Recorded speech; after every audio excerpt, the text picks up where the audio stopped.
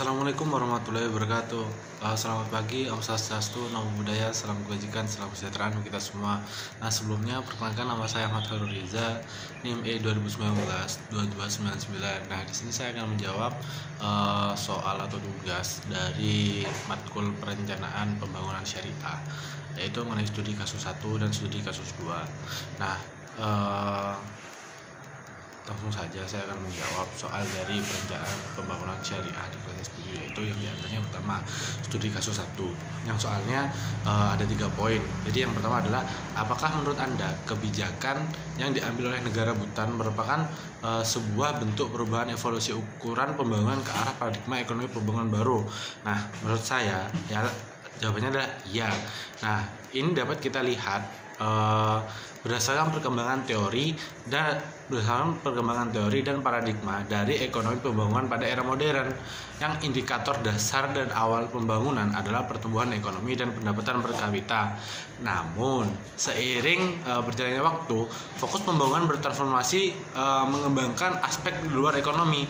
Paradigma pembangunan semakin mengakomodir aspek yang lebih luas dan terfokus pada pembangunan manusia ini sudah digang secara global. Bhutan ialah salah satu negara yang memiliki indikator pembangunan yang universal, yakni menggunakan Gross Nation Happiness atau GNH.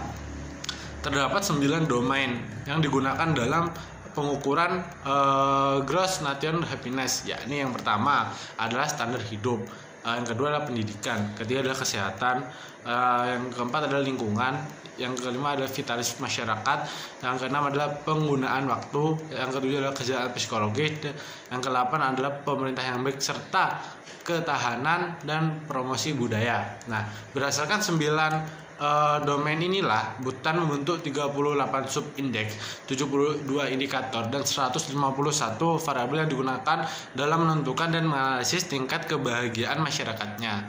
Secara teknis, GNH dapat diartikan sebagai sebuah pendekatan pembangunan multidimensi yang berupaya untuk mencapai keseimbangan yang harmonis antara kesejahteraan material, kebutuhan spiritual, emosional, serta budaya masyarakat. Keseimbangan harmonis tersebut dapat dicapai melalui penyeimbang antara pemenuhan kebutuhan jiwa dan raga. Nah, hal tersebut menunjukkan bentuk perubahan evolusi ukuran pembangunan ke arah paradigma ekonomi pembangunan baru.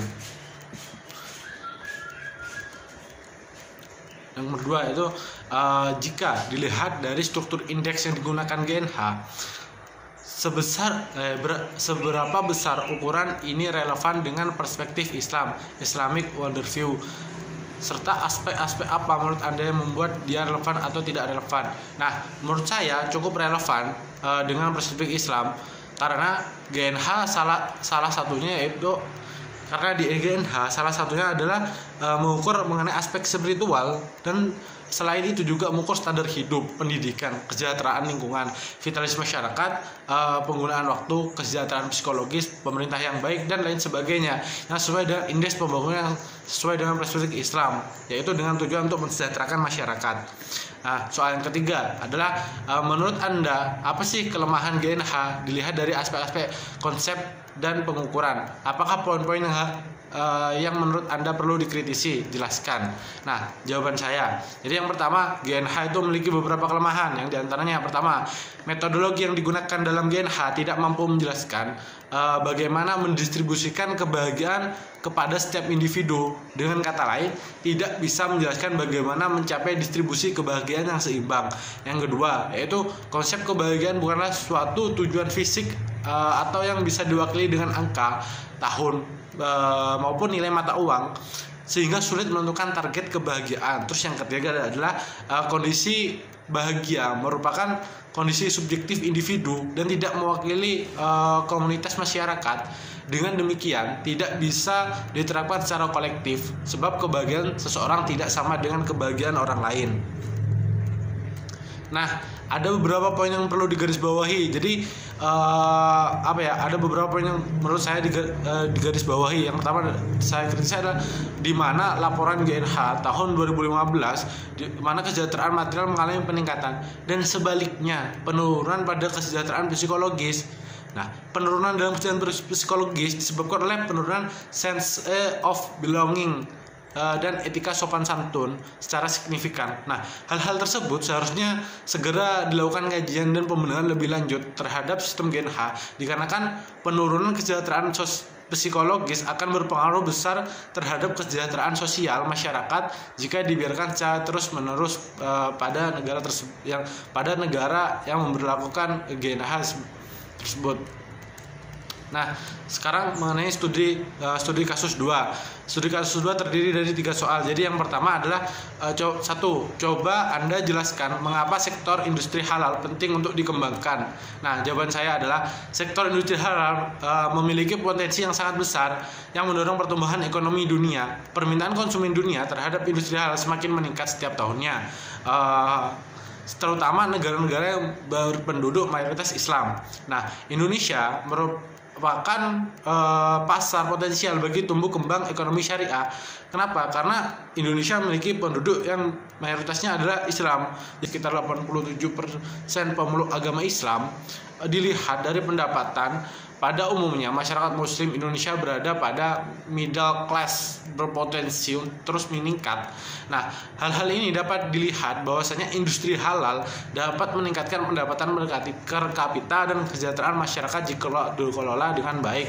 Oleh karena itu diperlukan kerjasama antara semua lini usaha industri halal dengan pemerintah untuk mengembangkan industri halal agar semakin baik dan dapat bersaing dengan industri halal di luar negeri.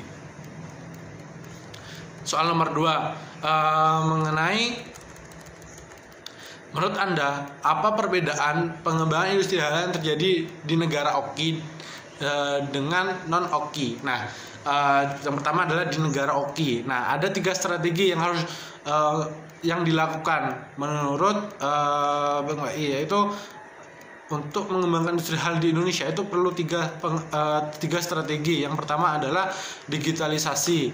Nah, yang kedua adalah kejelasan roadmap serta sinergi, dan selanjutnya adalah kolaborasi.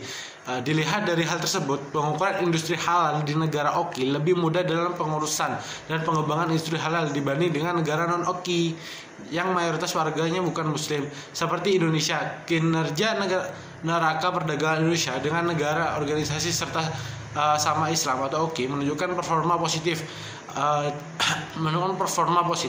dengan mencatatkan surplus sebesar 2,46 miliar US dollar. Sebagian besar negara anggota OKI dan mayoritas penduduk beragama Islam memiliki tuntutan standar pemenuhan atas jaminan produk halal yang cukup tinggi. Jadi untuk makanan, minuman, penduduk yang mayoritasnya beragama Islam itu lebih mengutamakan makanan sama minuman yang sudah atau berstandar atau berlabel halal. Hal ini menjadikan negara-negara OKI sebagai pasar dengan peluang yang sangat besar. Nah, oleh sebab itu perlu dikembangkan mengenai industri halal, terutama di negara-negara OKI. Nah, yang kedua adalah negara non OKI. Nah, dalam pengembangan industri halal dilakukan dengan pengembangan sejumlah strategi kunci untuk memperkuat industri halal yang ada di negara tersebut, seperti contoh Thailand. Nah, terutama dalam hal memenuhi standar global, mendorong daya saing pengusaha, meningkatkan kemampuan sertifikasi halal, merumuskan standar serta meningkatkan penelitian dan pengembangan produk industri halal tersebut. Nah, soal yang ketiga yaitu menurut Anda apakah paradigma pengembangan industri halal di negara OKI dan non-OKI tersebut sama? Jelaskan. Nah, menurut saya tidak sama.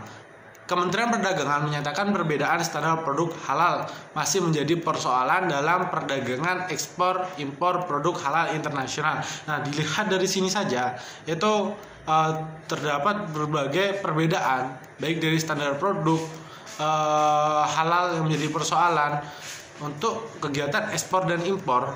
Bahkan ada 3 hal yang menjadi isu perdagangan, yaitu pertama regulasi, terus yang kedua adalah standar, yang ketiga adalah sistem sertifikasi halal di berbagai negara yang berbeda-beda. Nah, terutama negara yang mayoritasnya berpenduduk Islam dengan negara yang mayoritasnya berpenduduk non-muslim.